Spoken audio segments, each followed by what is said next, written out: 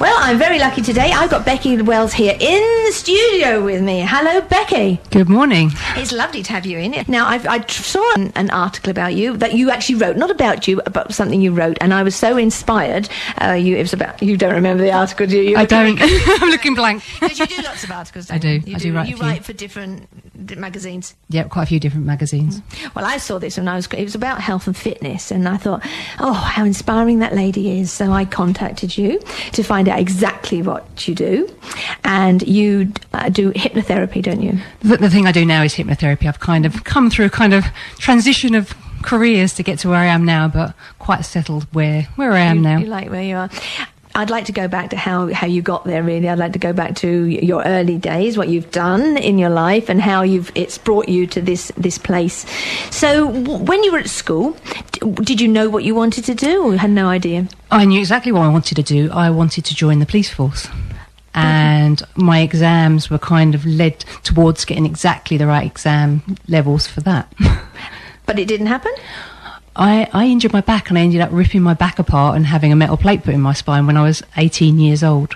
Can we ask how you did that? Was that just an accident or something you did? It actually happened walking down a street one day. I turned and ripped a disc out of my back completely.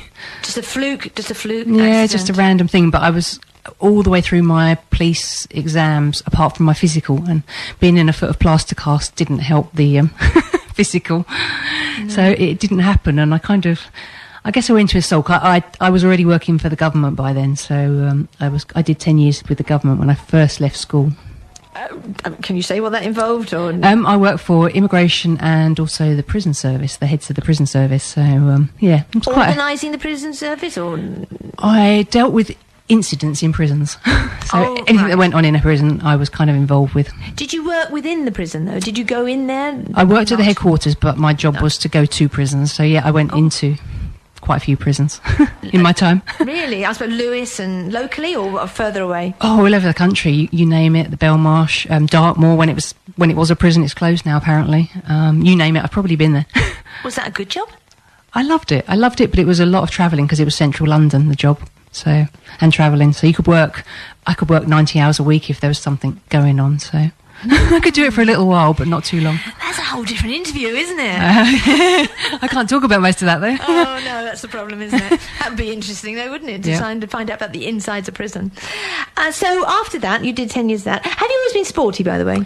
Always been sporty. I was a county runner when I was up to about the age of 18, and as soon as I injured my back, I went backwards rather than forwards. But yeah, I mean, I kind of proved them wrong. Even when I had my back injury, they said I'd never run, so I took up pole vaulting to prove them wrong. So I'm a bit of a tell me something and I'll go and try and do the opposite just to prove everybody wrong type of person.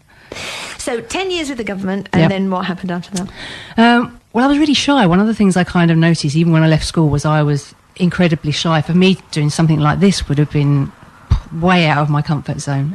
Even talking to my relatives was something I wouldn't have done. You know, in a room full of people, I was the quiet one. And it kind of held me back. I never got promotion when I was working for the government, and I learned it was kind of me being that kind of shy me. And I went on a course. I thought, go and learn personal training because you have to interact with people.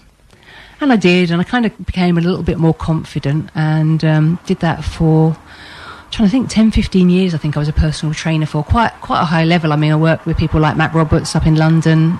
We did a job with Glamour magazine when I was with Matt Roberts, so I kind of threw myself into as far as I could in that, and realised when I was doing it that I loved helping people. I liked helping them change their mind about how they were getting fit, what they were doing, and also so I thought, well, I'll go and do another course, and I broke my ankle. Oh, yeah.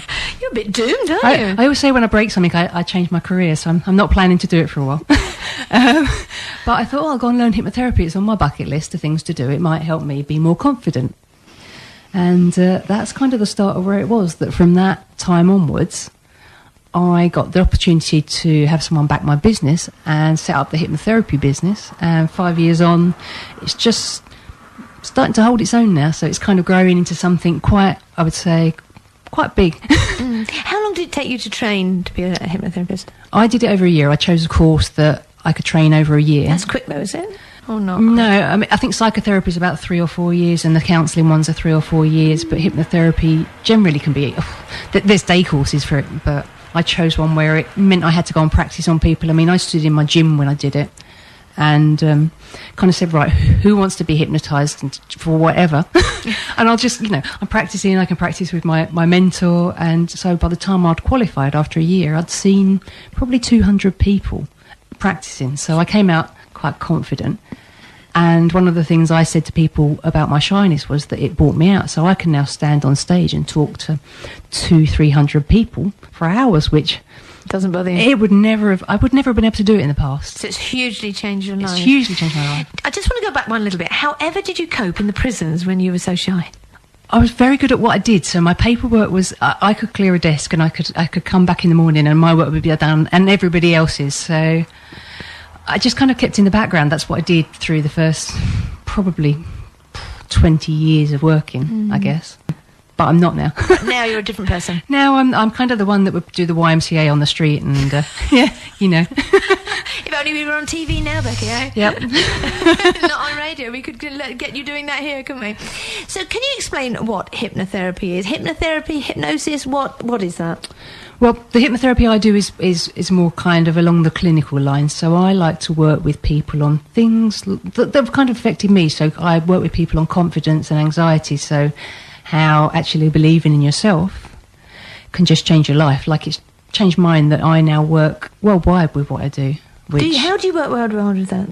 Skype. You can on Skype. Okay. You don't even have to be in the same country as someone now. So obviously I only speak one language, but as long as they speak same English? to me, English, that we can work all over the world. So I can talk with people.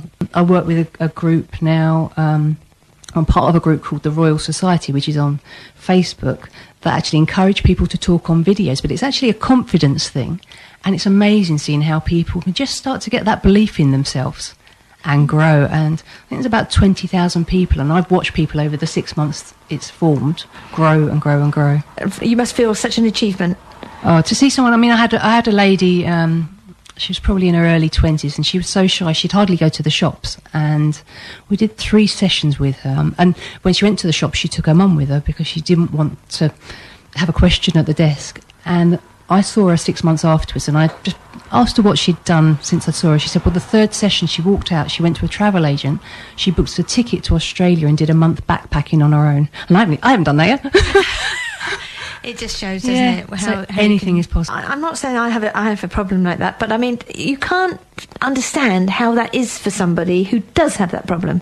No, it's because you can't see it on the outside, like an injury you see on the outside. And I guess the reason I'm good at my job is I listen to what they're saying, but I watch people's actions. So I make people laugh because they'll come in for one thing, and I'll normally treat them for what I need them to be treated for, and that will sort out the other thing. So if someone comes in for, say, weight loss, I'm probably working with their confidence in actually gaining that weight loss or weight control, because they've never had confidence. They've probably done it 100 times before, but never believed in themselves enough to do it long term. So I show them how to believe in themselves, which they'll do in hundreds of other things during their lifetime.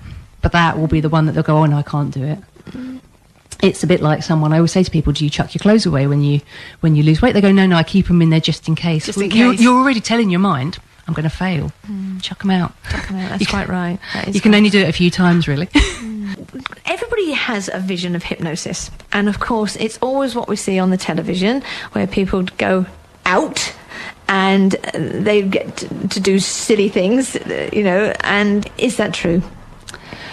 To a degree. I mean, I personally, as a hypnotherapist, love stage hypnosis for a different reason, that the people they put on stage are quite susceptible to hypnosis. They're quite open. So the best way to describe it is, if you put me on stage and hypnotise me, I'd probably be a chicken, but I would also be a chicken when I wasn't hypnotised if someone put me on stage, because that's my character. So they'll watch for the most suggestible people, and they'll have certain techniques they can use in the audience, and they'll pick out the ones that show the most susceptibility and put them on stage. Whereas what we do as I guess clinical hypnotherapists, or what you want to call us, is we use kind of a focused awareness. So it's a bit like someone watching a movie. When you're watching a movie and you're thinking, oh, I could put that vase in that movie on my desk, and you've already pictured that desk and the vase in your house and where it could go, you're creating a better story. So you're thinking, oh, that would make that a better thought. So that's what we do. We take the best bits, the positive bits, and bring it forward. If people are going to go under hypnosis, if they didn't want to, would it happen, or have they got to mindfully want to be put out for it to happen? You don't have to believe in it for it to work, strangely enough. You can block it. So you can consciously block. Can you? Someone. I think they say there's probably about 3 or 4% of people that really do block it so much that you could never do it. I've certainly met some people in my time, but it's you can almost see it when you do it. They're never actually connecting with you in the first place. The trick is connecting with the person and making them feel like you've, I have to talk to people about quite almost things that they're insecurities. So, I have to have them be confident with me. So yeah, and it's empowering for them when they do take hold of whatever that anxiety or confidence issue or whatever it is, fear. You've experienced needing help, haven't you, as a young person? I was shy, and I think it caused me anxiety. Well, it did cause me anxiety as well. I'm writing an article at the moment, and I can't say too much because it's going somewhere quite big. But actually, watch this space, and I'll let you know, and you can post it out once I've done it. Keep me informed, and I can put it out on Facebook. It shows what I felt like when I was younger. This article. Did you get help for it, or was it just the different things you took yourself through, becoming a personal trainer and different jobs, that you got through it? What got you through it? It was a bit of both, so it was kind of help. I met someone who taught me to believe in me again, someone I call kind of a real true friend now, that he kind of pushed me every time I stepped back, because I had a habit of getting so far in things I did and then going, oh no, people are noticing me and hiding away. It's kind of a bit like when I was a runner. I was a very good county runner, and I used to race with the likes of the Olympic lot when they were my age back then, and every time someone noticed me and said, oh, you're gonna do really well, I'd pull back, so I'd slow down, or and that's what I went into that pattern with my jobs. So what I learned is actually now I take that next step and I go up and I go, okay, well, let's see what will happen. If I don't like it, I won't do it again, but actually I'll keep climbing up and up and up. You're a very confident person now. I am. I mean, you're passionate about what you're doing, because I can see that in your face. I love what I do. I'm still going to be the shy person. It doesn't matter. I'm always going to be the quiet one in the room, but actually I'm the loudest one at helping people. And but myself. When you want to be, you can step out of that. Yeah, I'm just there, and I can, I'm the person in the situation that can kind of talk for hours. Well, we haven't got hours, unfortunately. Sorry. But I think we could, because there's so many questions I want to ask you.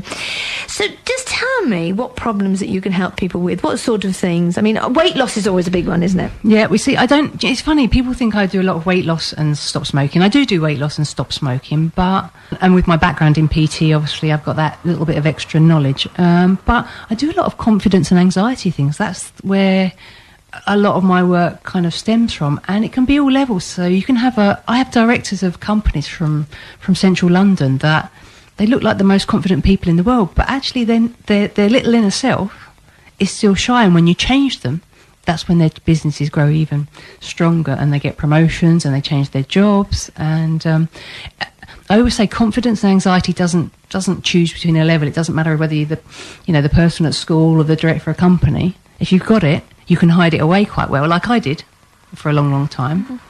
And when it comes out, then the real you comes out. So I'm now that, I kind of describe myself as the quirky person, that little kind of elf that was always inside of me, that I showed to my close family, now lives kind of out in the open with me. But it must be hard for somebody who has this lack of confidence and this anxiety problems to actually make that move to come to see you. Yeah, what normally pushes them? How do they make that step?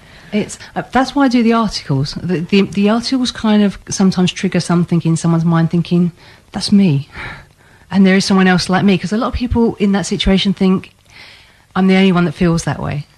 And you never are. You never are. And they'll say, I know this sounds really stupid. And another thing that I would say, probably 90% of people that come and see me say, this is really stupid. And when I say to them, well, that thing that you think is stupid is not stupid. And when we clear it, there'll be no stopping you. And there really is no stopping a lot of people. It's it's the places that the people end up. For me, I love it. I mean, I think it's why I do what I do, because I've seen where I've come to, and I want to do that for everybody else. Huge achievement and such a satisfaction helping other people. Yeah, I mean, I laugh and I say I don't really feel like I've worked in the last 5 years, because I get to talk to people, help people. And you're loving it. Under the guise of, I guess, hypnotherapy, but that's, whatever it is that I do.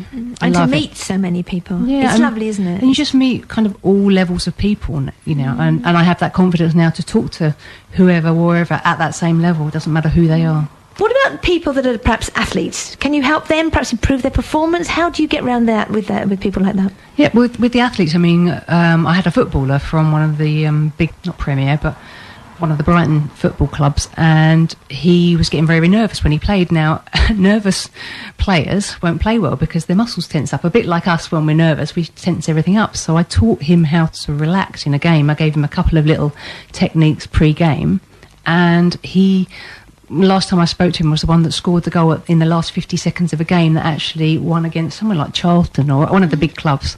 And he said it was almost like time stopped still because he was so relaxed. He took a breath. The ball became part of his foot, was his kind of description of it. And, yeah, he scored the winning goal.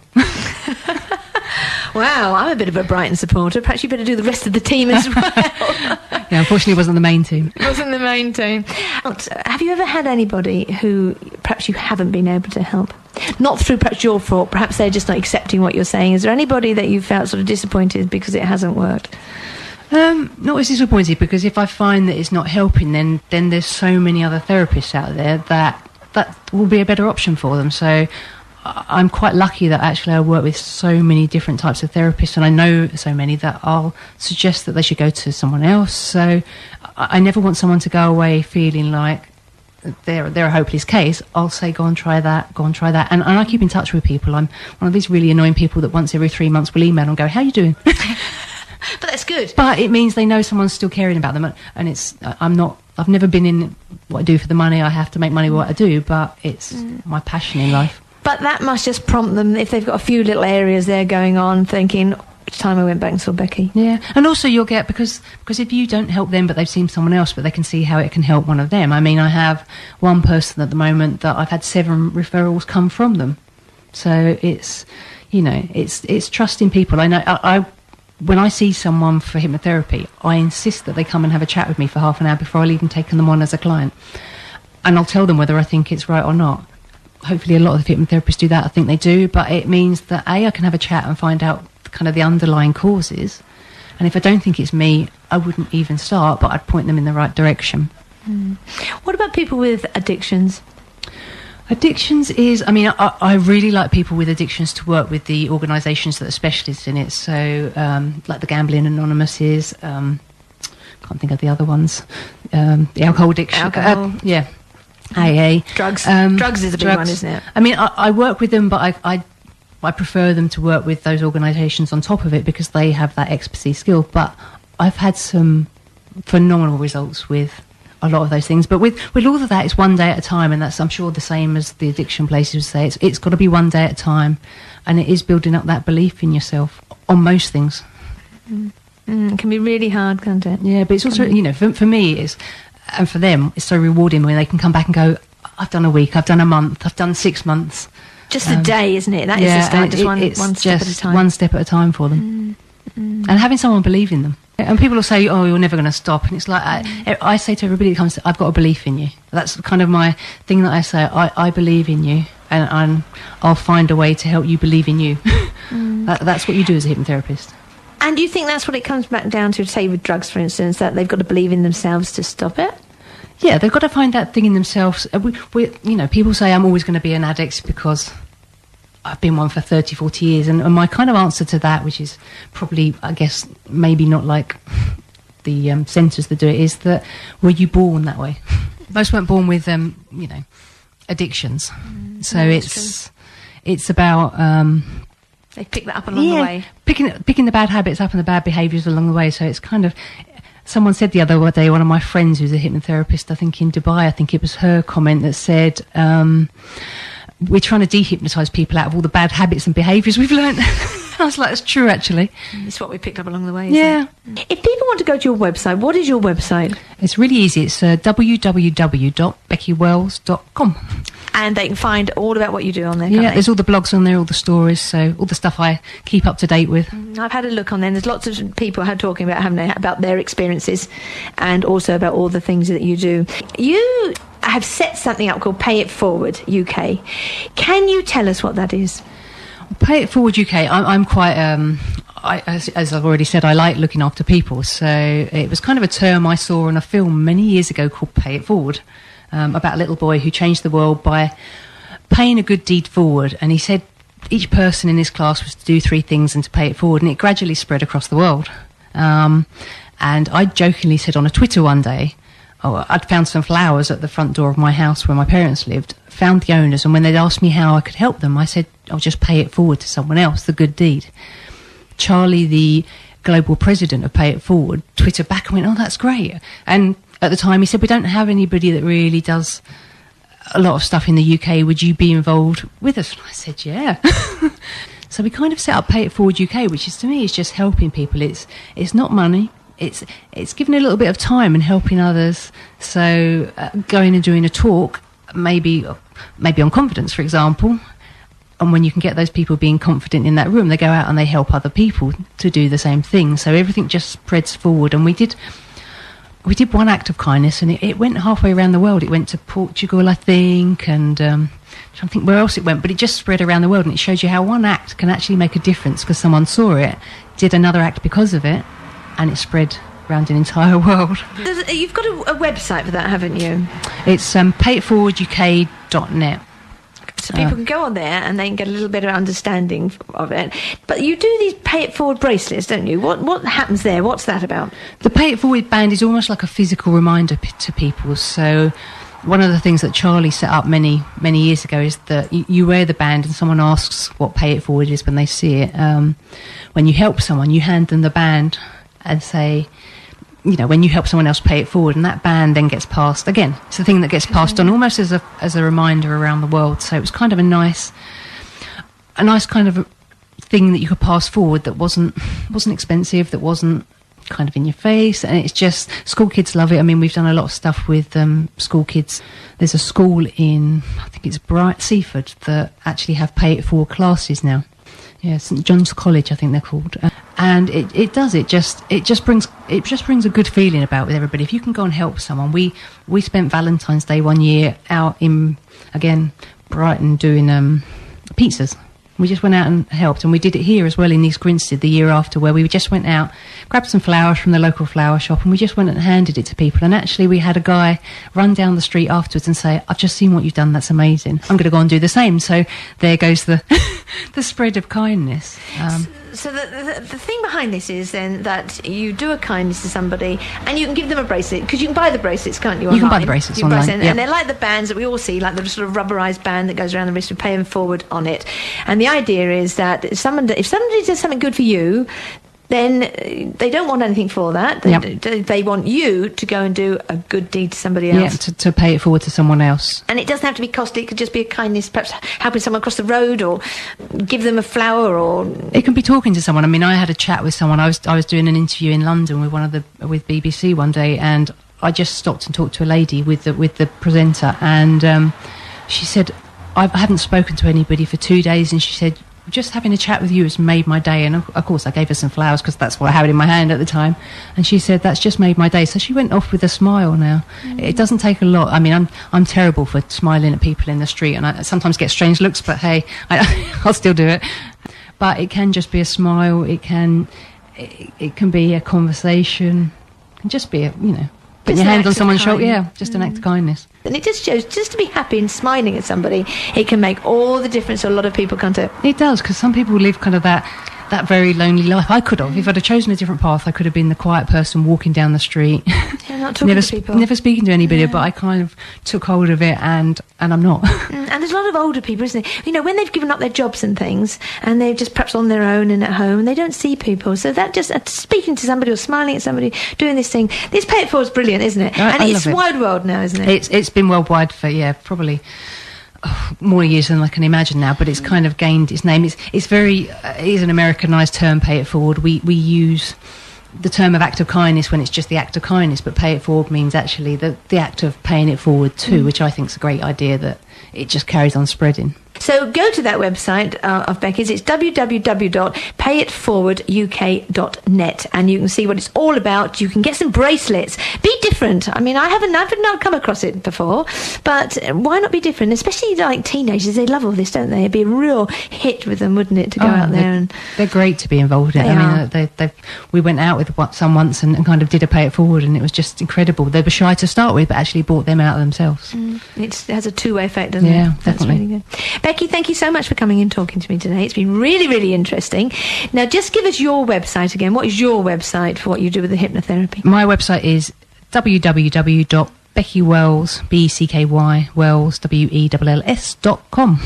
And you can look all about what we're talking about. It's on there. Look at Becky's website. You can have lots of people that have put what's happened to them and how they've been affected by it. And it's great. It's great what you do, Becky. Keep it up. We need more people like you. Definitely. Thank you, definitely. Thank you very, very much.